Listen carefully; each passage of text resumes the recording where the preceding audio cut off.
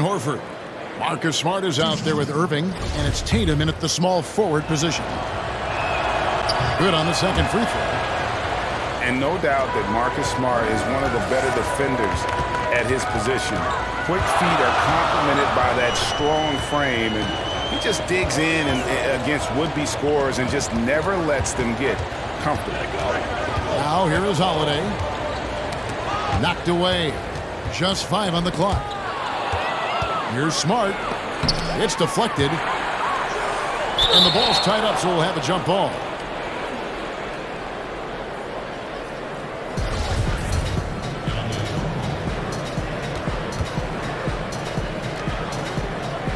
That's tipped. And so here is New Orleans. And Greg was smart. When he's off the floor or injured, you notice just how it changes the team's defense. Yeah, I mean, the defense overall just seems to have less bite, less edge, less toughness without Smart. And the way he plays, you feel like he is looking to make a play on defense rather than just trying to slow his man down. Great at taking charges and forcing turnovers. He is truly the catalyst of their defense. And with everything that Anthony Davis does on offense, it's just mind-boggling. His scoring inside and out, the percentages, he does it all. He is undoubtedly one of the best big men in the league, and many would argue he is the best in the NBA. And so the ball out of bounds. Davis touched it last.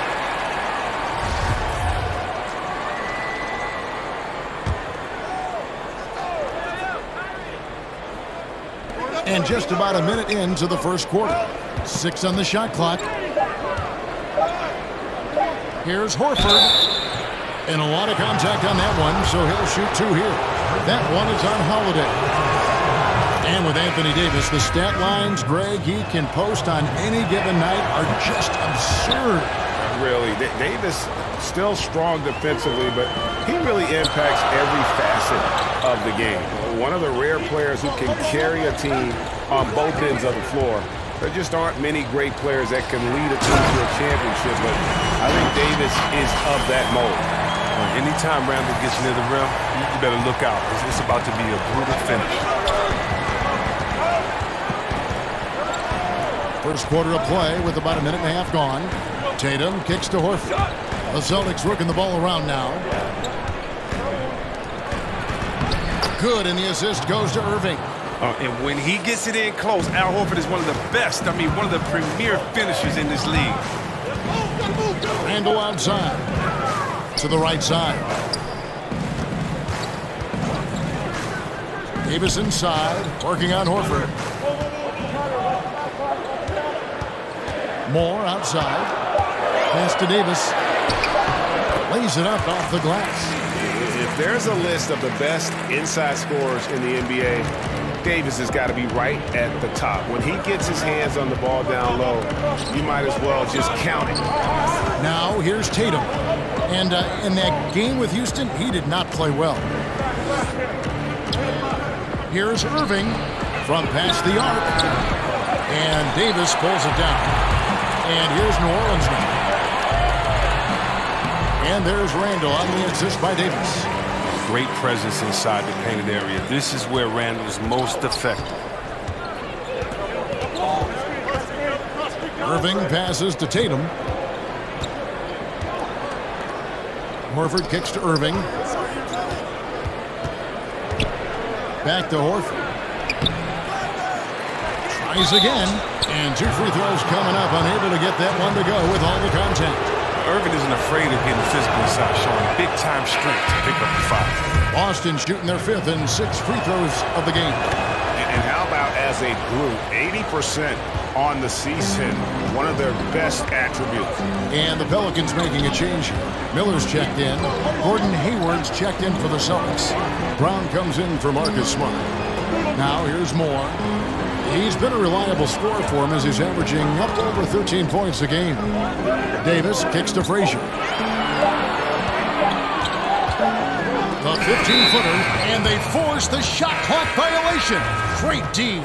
Mirotic is checked in for New Orleans. Ian Clark comes in for Frazier. The Celtics also changing it up. Aaron Baines, he's checked in for Jason Tatum. And Terry Rozier subbed in for Kyrie Irving. So the Celtics called timeout. They're first. Their last encounter was in Boston. And the last time they faced this club, rebounding was their big advantage. And we get a chance to check out the numbers for Rozier. He's getting around 8 points a game, 4 rebounds, and 2 assists. And the numbers won't wow you, but I like the effort he brings to the table each and every night. He hustles, does the little things, just a good complimentary guy who you need on your team. Well, that's why they're in front. Aggressive play at both ends. Nicely done. Celtics trail by 4. The pass to Horford. And there's the defensive 3-second call. Chris, there are a lot of players offensively in this league who do certain things, just the nuances that create contact and draw fouls and get themselves to the line, aren't they? Oh, yeah. When I think of fouls, I think of James Harden. If I was a big man in the league today, I would have nightmares about this guy because he gets to the free throw line almost 10 times a game. His Euro step, his way to put his elbow up, he baits you to reach in, and then there's a friend of mine to be so quick that once you put your hand in the cookie jar, it's like your little brother telling him, "Ma," and you get in trouble. And that's what he does. He makes sure that the ref sees you getting that contact, you get the foul. And how about DeMar DeRozan, what he does and being so strong attacking the hole, and DeMarcus Cousins inside using his big body in the post. Those come to mind the quickest, using their skill set to draw fouls on other players, because there's an art to it. Pass to Brown. Over Moore. Brown, good. Last game for the Celtics, it was a loss to Houston, to the left side wing. Davis kicks to Mirotic. And a miss there on the triple. Man, extending the D there, putting a lot of pressure on the shooter. Yeah, because you're spread out. It can be difficult to contest these shots, but not for him. A lot of give and take between these sides early. Yeah, and both teams look like they came to play. We should have a good one. And first time out of the game called for New Orleans. They come into this one following the loss to the Mavericks. And really, man, they played their hearts out. Missed a couple opportunities down the stretch, and that was the difference. Absolutely right, Greg. That's all it takes. A play here, a play there, a detail that isn't accounted for. It stings. Wesley Johnson's checked in for New Orleans. Passes to Clark. There's a minute left in the first quarter. It's Miller on the wing. Defended by Hayward. From 7. Nice jump shot. Good. And they are going toe-to-toe here tonight, guys. This thing's like a heavyweight fight. Punch, counter punch. Neither club's been able to sustain an advantage. Now here is Horford. He has 6. Here's Brown, and it's Boston with another. And Brown is a reliable threat for mid-range. I mean, effortlessly rising up to the nice-looking jet. Clark finds more.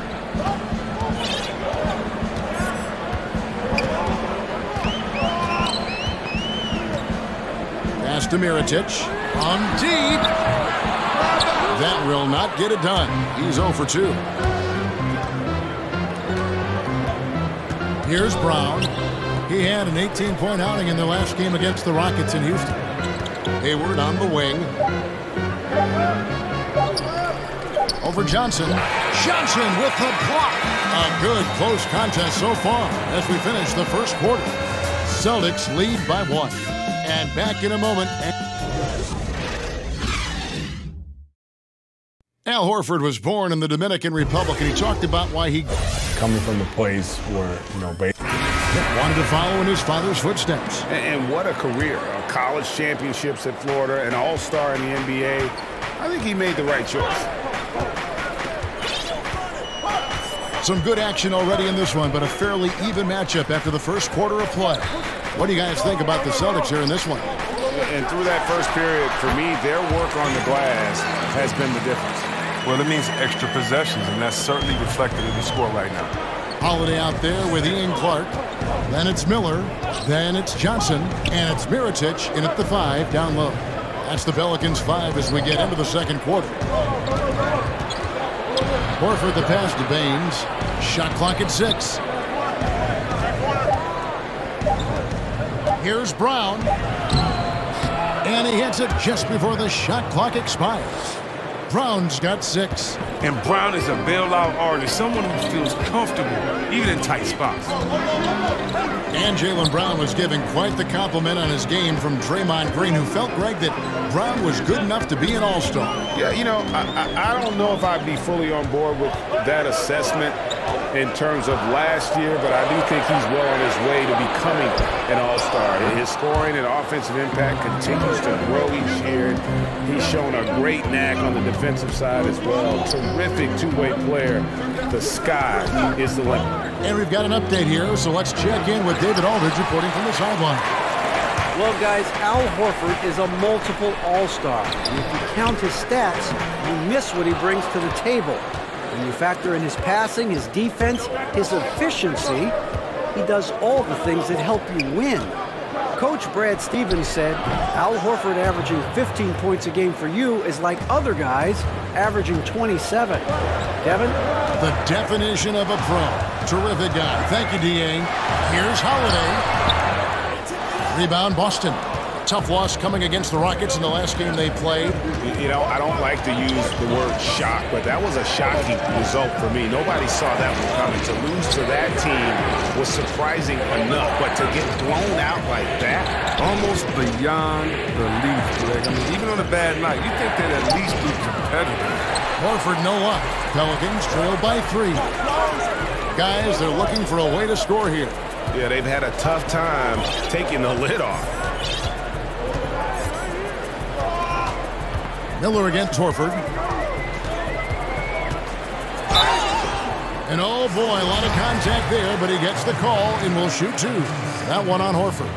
When it comes to video review, C-Web, do you feel the NBA has done a good job of incorporating it into the flow of the game, or is there, in your opinion, still some work to be done in this regard? There's a little work to be done. I mean, nothing's ever perfect, but I think they've done a great job. I mean, you want to get it right, and so there's going to be a little bit of an inconvenience sometimes in going back to it. But the main thing for me is to make sure that it's as fast as possible, that you're not giving the team extra time to get together and to huddle up and to call plays. You're not taking the rhythm away from a team that just went on a 10-0 run, and now they have to sit on the side for 2 minutes in real time and see if this call is correct. So the speed that is done with the video review is the only thing I think that needs to be worked on, and that's going to be situation to situation. So I think the NBA is doing a really good job.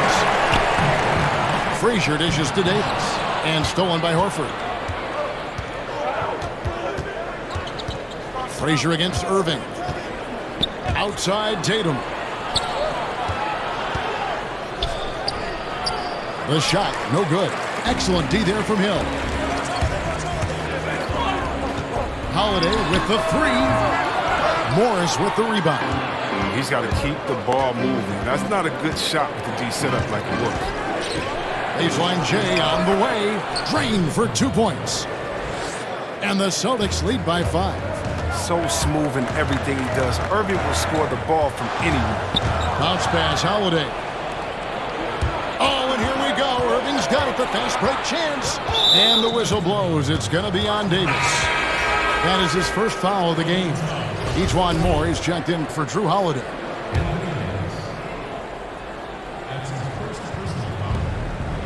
Now the feed to Smart. Morris outside. In the corner, Irving with it. Floats one, and it's sent back by Hill.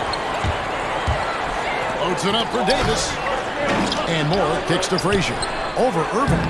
And no good. Trying to use the glass. Celtics leading by 5. Outside Tatum. And the pass to Irving. It's up a 3. And the rebound goes to the Pelicans. Davis has got 4 rebounds in this game.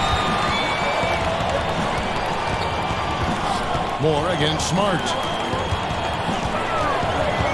Here's Davis. That's good for his 3rd bucket. Now 3 for 6 from the field. Well, they lean on him for a big portion of their scoring with a good reason.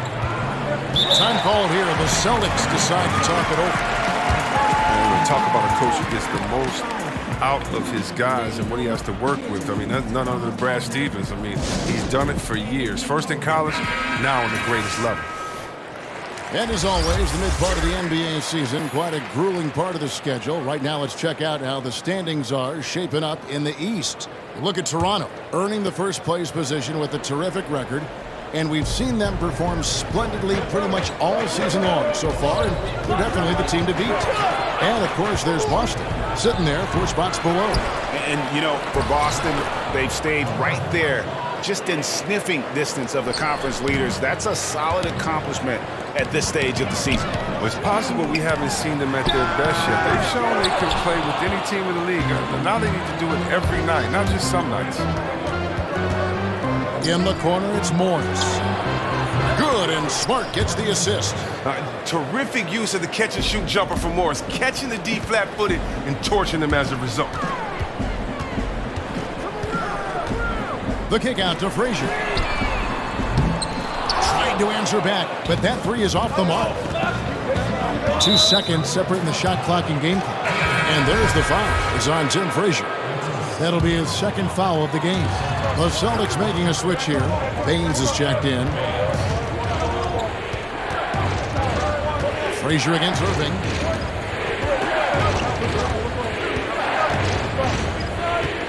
Just 5 on the clock. To the paint. Shots good by Baines. And now a 10-point Celtic lead. This is what a leader does. Irving, good at sharing the wealth and getting his teammates going. Randall. And so it's Boston going into the... Thank you, David. And we'll be back for the third quarter of action following halftime. The 2K Sports Halftime Show. Hello, folks. Good to have you back. Boston found themselves in a close game in the first.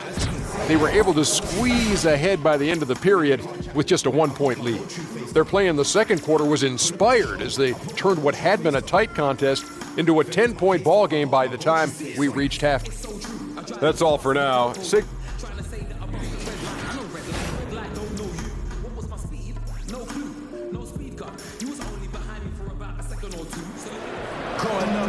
And happy you could join us. We've got 2 quarters left to go in regulation. Al Horford with a strong contribution so far in this one. And I'll tell you, his work on the blocks in the first half, really impressive. Oh, yeah, especially how he established great position and showing some nice footwork and really read how the defense was playing. While we've got a moment, let's set the floor. Brought to you by Gatorade, all fueled up for the second half. On the court for the Celtics. Down low, it's Morris and Horford. Kyrie Irving is out there with Marcus Smart. And it's Tatum in at the 3. One of the premier scorers in the league, Irving still may be underrated by some as a playmaker. Kyrie, come on, tremendous court sense, vision. I mean, he understands to win in this league, you have to be unselfish, but you know he can get it going at any time. He dishes it to Tatum. Now here is Horford. He's got 8. Outside Irving.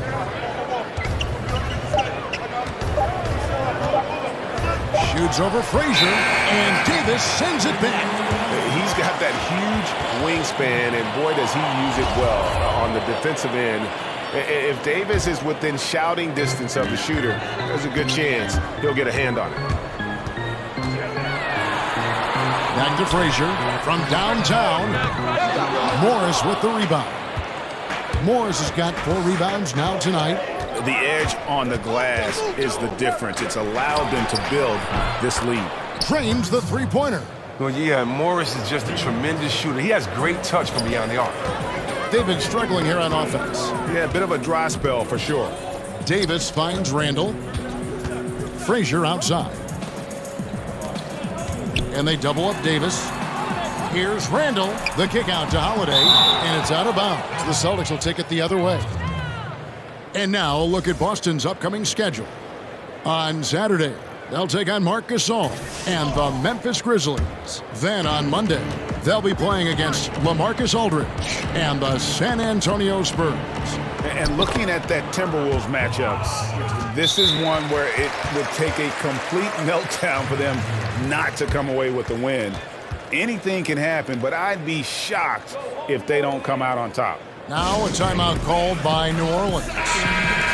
See, Webb, if there were ever a player where stats did not tell the whole story, it would be Marcus Smart. Yeah, I mean, if you look to his line every night, you'd think he was just another role player. But Smart, he's a difference maker. Tough, physical. I mean, he makes winning plays. Catching up on the changes for New Orleans. Mirotic is checked in for Anthony Davis. Johnson comes in for Hill. And Ian Clark subbed in for Tim Frazier. Here's Clark. Rozier defending. Clark, the pass to Johnson. Ball's knocked loose. Shoots over Brown. And it's off the back rim. No good. Boston leading by 15. Pass to Rozier. Over Holiday. And it's Rozier missing. The Pelicans have gone 1 of 3 since starting the second half. And even 3-on-3 break. And another basket for Boston. And good passing, setting up a lot of these buckets right now, Kevin. That's been the key. Now Holiday. He's been patient so far. Nothing on the scoreboard yet.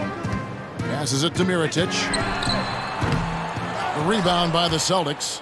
They haven't gotten their legs back. Just 1 for 4 to start the second half. Here's Hayward. Randall with some nice D. Pelicans trailed by 17. Again, New Orleans turns it over. When these players get to the free throw line, it's nearly automatic. The 2K leaderboards show us this month's free throw shooting percentage leaders. Number 1, Marcus Morris. Second is Gordon Hayward.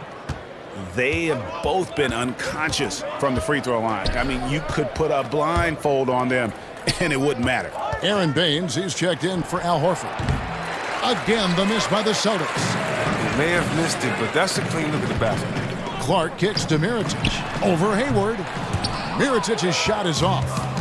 And here's Hayward. He'll bring it up for the Celtics. They've only allowed 2 points so far here in the second half.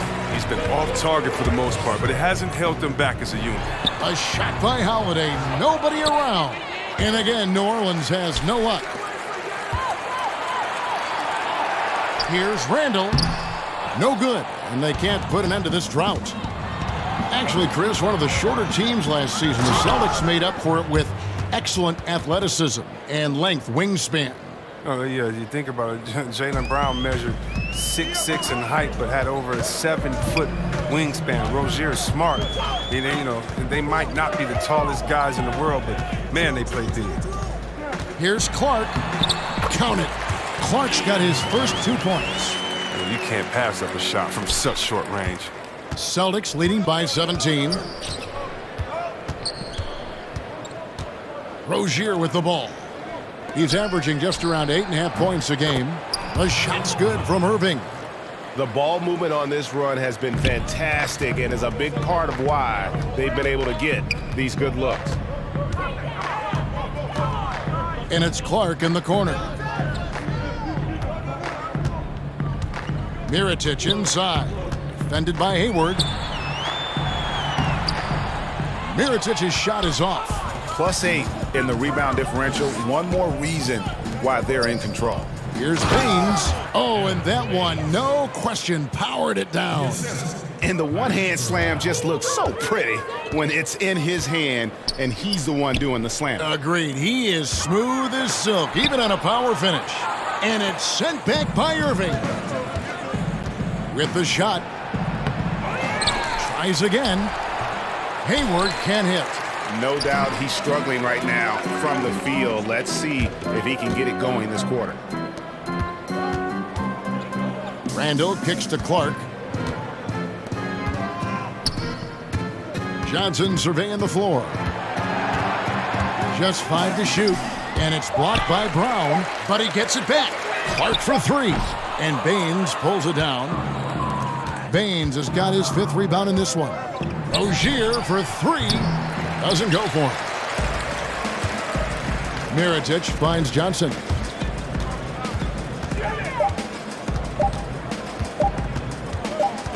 Shoots over Brown, and he got that one up in time, but doesn't go in.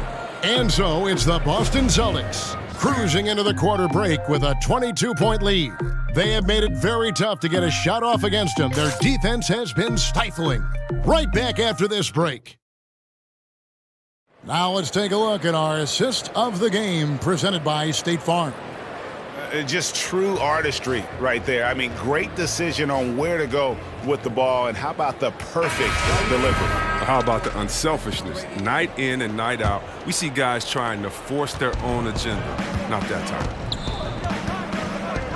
And there have been two very different performances from these teams today as we get going in quarter number 4. On the perimeter, Moore and Hill. Darius Miller out there with Davis, and it's Frazier in at the point. So that's the group out there for New Orleans.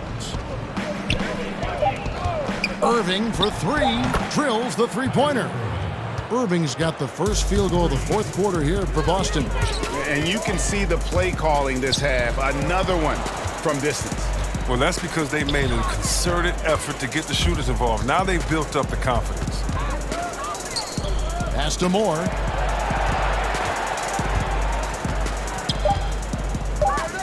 New Orleans needs to get off a shot, and the shot goes down.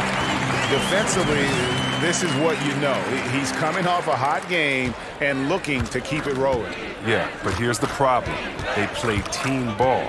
So if you pay him too much attention, that just leaves other guys open, and it's too difficult of an adjustment to make. Irving kicks to Smart. Nice ball movement by Boston. And here's Irving. Down low, Baines. Good, and the assist goes to Irving. Irving's got 4 assists in the game. How many times have we seen a possession like that from them today? Ending with a basket, coming off a pretty pass. Here's Davis. Lays it up and in on the nice reverse. Davis has got 4 this quarter. I mean, that's about the only way he can score from there. Perfect use of the reverse in the face of some tough D. Irving dishes to Tatum. Kicks it to Baines. Irving against Frazier. Irving can't hit. And that's the shot you want to create. They just can't get it to fall. Well, that just shows you can do everything right sometimes but still get the wrong result. C-Web, a big rule change. Defenders have to give jump shooters space to land. Your thoughts on that? Great. Thank you. Think about if a guy is hot and you can't stop him, you should not be able to embellish with the rules by sliding your foot up under a guy. If we all remember, I believe that San Antonio was up a couple of years ago on Golden State at home in Game 1, and Pachulia inadvertently put his foot up under Kawhi Leonard, and Kawhi was injured. You have to give shooters space to come down. You can't be thinking about that on the way down. We don't want players injured or hurt in this game because of a lack of paying attention to detail, and I think this rule really helps it. Defenders have done it for years. It could be viewed as dirty, but I'm glad the NBA did something about it. I'm very happy about it. And check this out. I'm going to see a lot of guys knocking down even more threes now. And so it's Irving with it, bringing it up for the Celtics. From past the arc. And the Celtics hit again from deep. Yeah, the D with very little pressure on their perimeter shooters. 3 of the last 5 baskets they've allowed have been from beyond.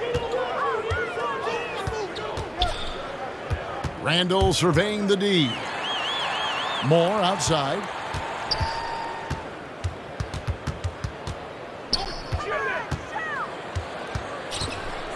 Frazier outside. He feeds it to Randall. And it's going to be a 24-second shot clock violation. They turn it over. New Orleans making some changes here. Okafor is checked in for Anthony Davis. Diallo comes in for Julius Randle. And it's Jackson in for Tim Frazier. Irving passes to Tice. Fourth quarter of play, and over 3.5 minutes have gone by. Ogilvy kicks to Irving to the inside. And there's a nice one-handed slam. Now, some folks can call Irving too much of a gunner, but he keeps showing he can pass with the best of them. Here's Moore. Compared to when you were playing C-Web, how have the baseline skill requirements for the 4s and the 5s, power 4s and the centers, changed, do you think, the most? The ability to stretch the floor. There's a lot more emphasis on mobility, especially at the defensive end. And I don't think you can have a player who is a specialist anymore in the game. I've played with some great defenders. The Ben Wallace, the Davis boys there in Indiana. But those positions are no longer valued or needed anymore.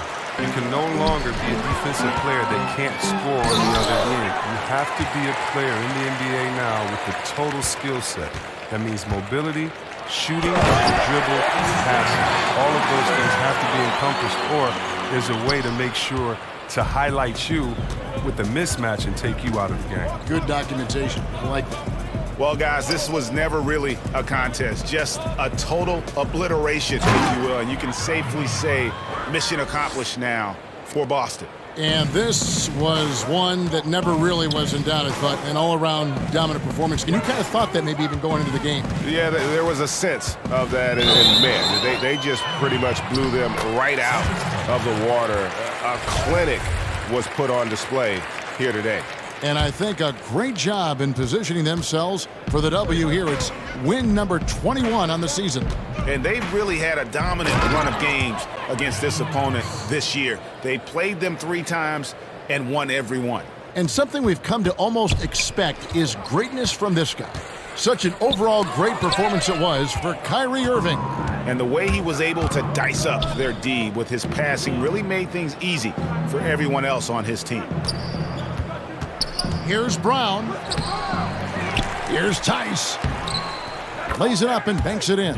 Tremendous effort here on the road. That plane ride home is going to be sweet. Oh, yeah. Well, I don't care how good you are. It's tough to succeed in a hostile environment. They're doing it in style. Poke loose.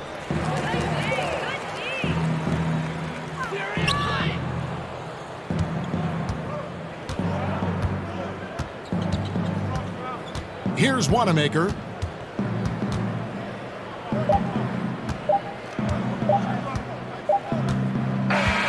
And so it's Boston easily grabbing this one. This one was over well before the final buzzer. The fan. Thank you, David. Great interview once again. Thank you for joining us. That'll do it for now. For Chris Webber, great.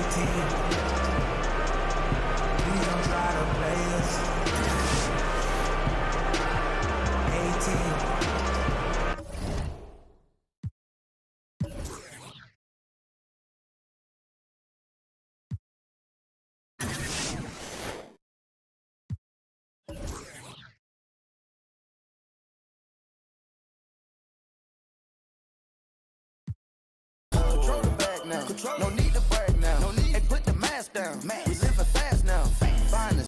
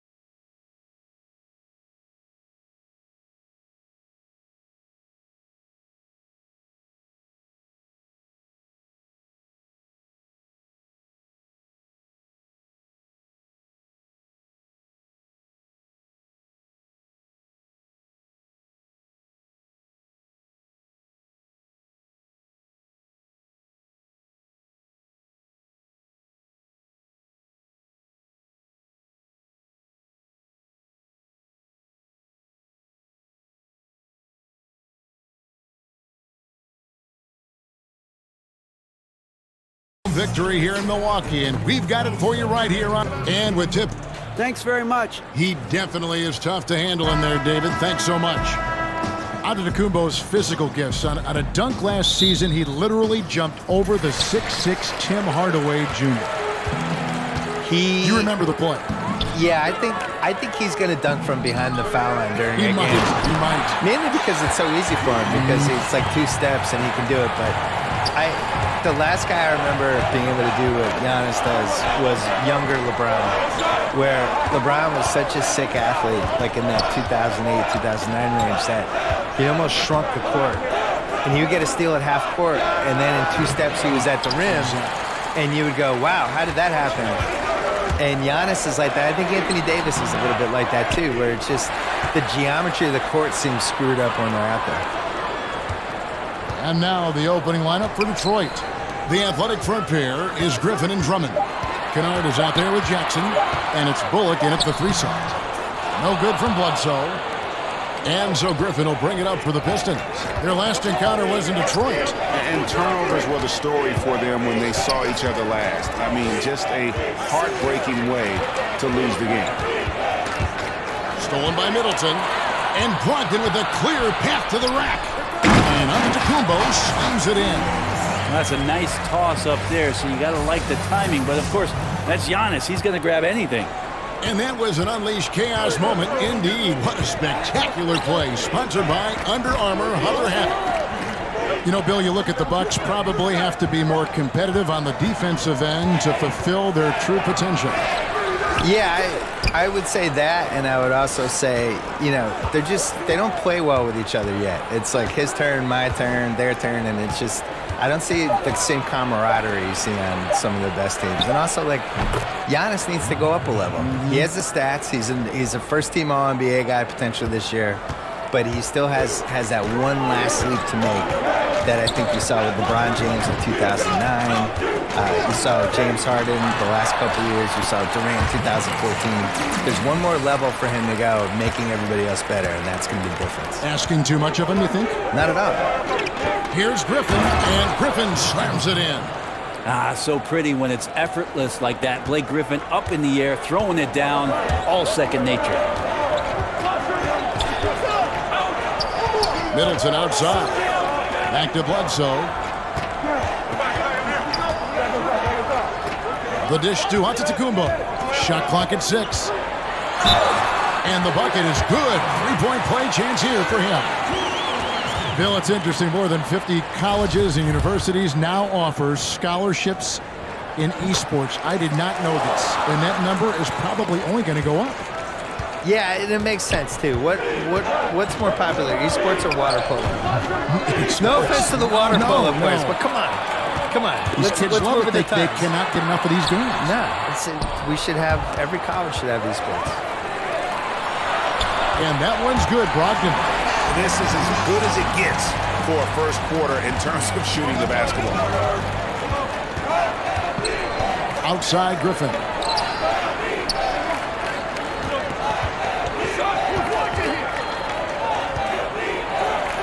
Count it. His second make in 4 attempts. Griffin showing the total package now. Lightning quick on his way to the hole. Bounce pass from Bledsoe. Antetokounmpo against Griffin. Here's the floater. He can't hit that time. Now the Pistons take it the other way. Bullock kicks to Griffin. Cross contact on the shot, and now a 3-point play chance as he'll head to the line. Now we've seen some top prospects forgo college, enter the G League straight out of high school. What do you think is the future of the G League, and do you like where it sits right now? I do. I wish they spent more money on salaries. I agree. I wish they blew it out. I mean, I think this is the first year we've had 30 G League teams. This should be the #1 place you'd want to go after high school. You should not want to go to college. You should want to go to a AAA awesome league that's set up. And they're bringing kids up and down off that G League roster all the time. It's just better, and you're going to have a better chance to succeed as a professional basketball player. You see the situation we're in now with the one-and-done guys. They go to college.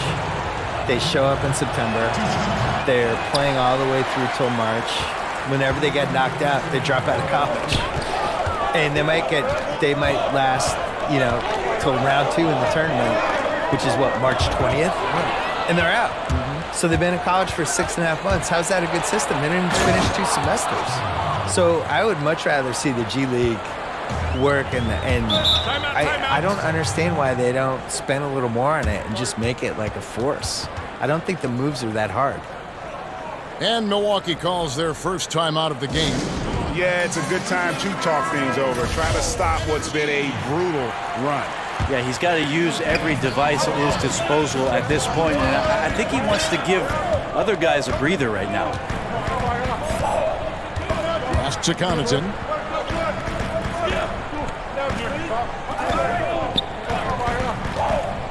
The kick out to Lopez. 18 feet away, and he knocks it down. There's 1:17 left here in the first quarter. Here's Galloway. He's coming off a 22-point game against Washington. Ilyasova against Griffin. 6 to shoot. Here's Galloway. And another 3 for Detroit. And that's exactly what he's looking for, draining the triple. To the left side wing. Griffin with the steal.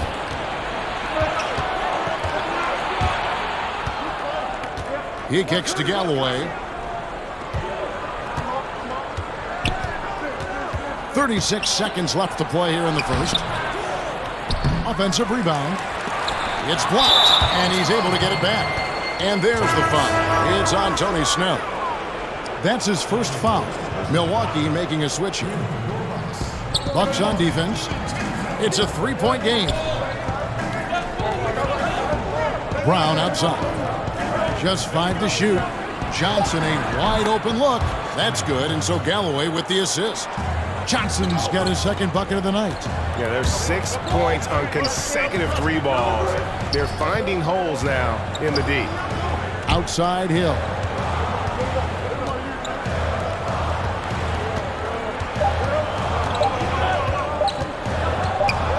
DiVincenzo. Blake Griffin getting it done for Detroit. He notched 8 points.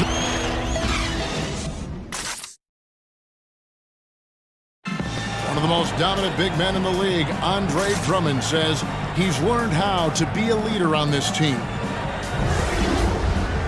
Watching previous guys who've led this team and did the things that they did, I write that kind of stuff in the back of my head and just say, you know, this is something I need to do this.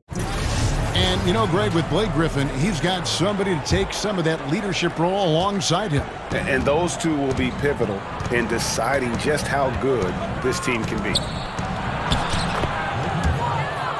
And if you're just joining us, we've played through 1 quarter in this one. And before we move on, what do you guys think about what we've seen so far from Detroit? Hustling on that offensive glass, that's led to a number of second-chance points. Yeah, if your opponent fails to block out, you get yourself in great position. That was the story of the first quarter for them offensively. And a chance here presented by Gatorade to see who's on the floor, all fueled up and ready to go for the start of the second quarter. Setting the floor for the Bucks. Tony Snell is out there with Ilyasova. Then there's Hill. Then it's Brook Lopez. Ill-advised pass on that one, guys. I mean, he had to know there was a man there in position to get that turnover. Yeah, that's the kind of passing that opens up the eyes to Blake Griffin's overall talent. Bill, a top advisor for the U.S. High School Athletics and Activities Division, recommended that schools adopt esports programs. What's your take on that? I'm all in. It's probably my son's only chance to go to college, so I really hope it happens. Now, listen, the world changes every decade, and you got to change with it. And the reality is, esports is one of the biggest things we have now. And if you're under 15, you're way more likely to play video games and be good at that than you are to do anything else. So why wouldn't we be able to benefit from that? The whole esports in general, just the audiences they're getting, and as a spectator event, that's been building. So why wouldn't that work for college? Hill passes to Lopez. No good off the back of the rim. And here's Griffin. He'll bring it up for the Detroit Pistons. Over in the corner, Brown. That drops. And it comes off an assist from Griffin. Brown's got 5 points in the quarter. DiVincenzo. He's covered by Brown.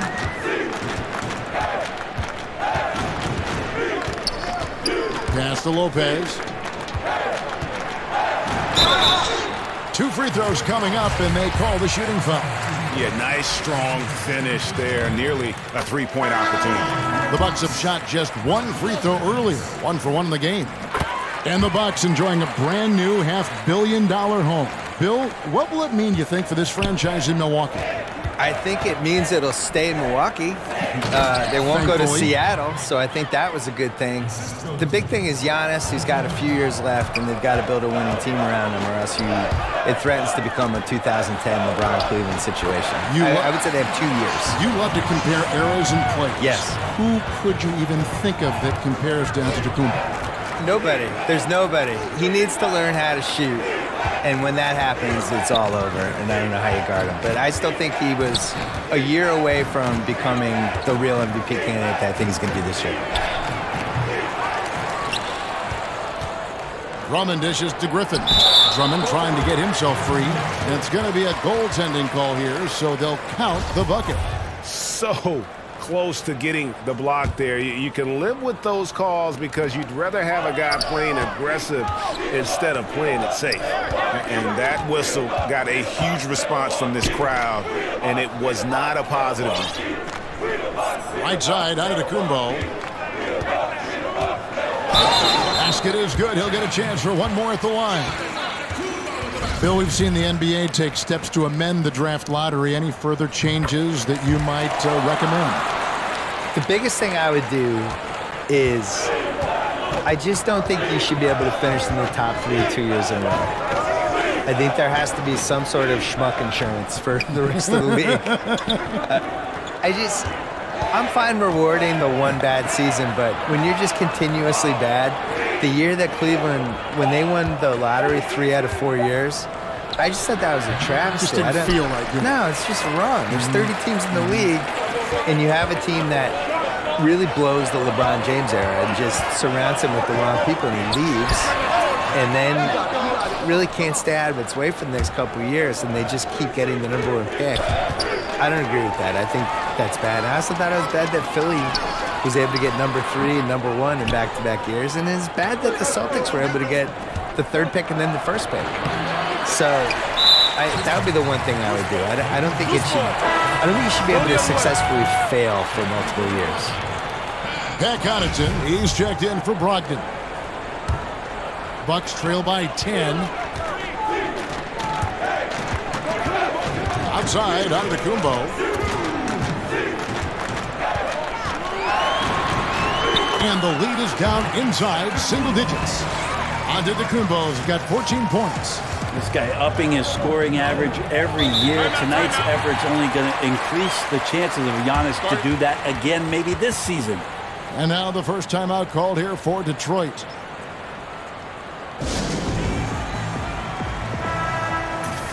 Let's bring up the 2K leaderboard to show you the teams leading the league in assists this season.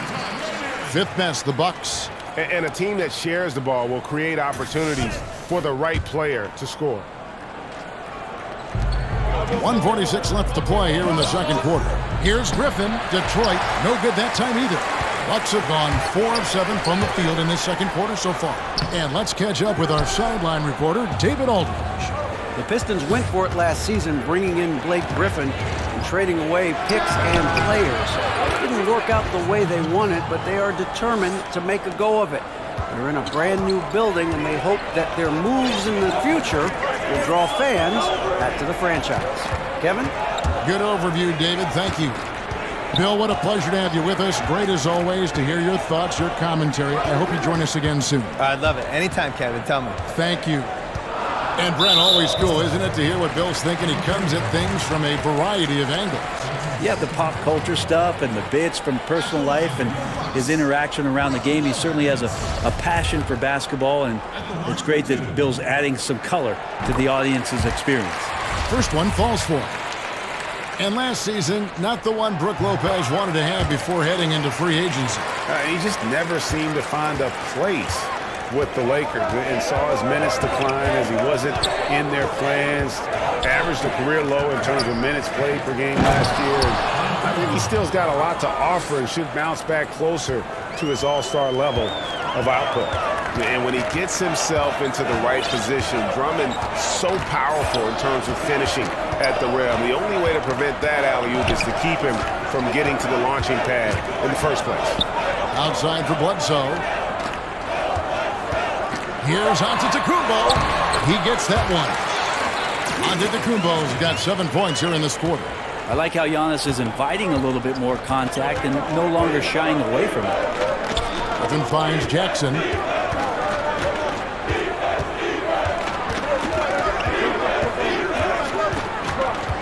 Jackson is doubled. And a bit of a battle here for the ball. The official signals a jump ball here.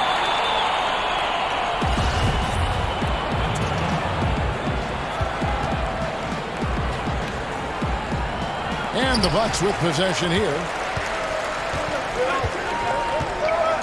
Now here's Antetokounmpo. He's coming off a 31-point game against New York. I'm not sure in that game if it was him or Dikembe Mutombo out there, guys. I was just hoping to see one finger wave after one of those 4 blocks. No, no, no, not today. And that does it. Thank you, David, and we'll be back after halftime as the third quarter gets underway. It's the 2K Sports Halftime Show. Greetings, friends and neighbors. Some incredible work in this one by Blake Griffin. He had 14 points, 2 steals, and 4 rebounds. Multiple times we saw the bench cheering him on in the first 2 quarters of this one. Taking a look at the Pistons, Shaq, what did you think? What stood out to me? Thanks for joining us, folks.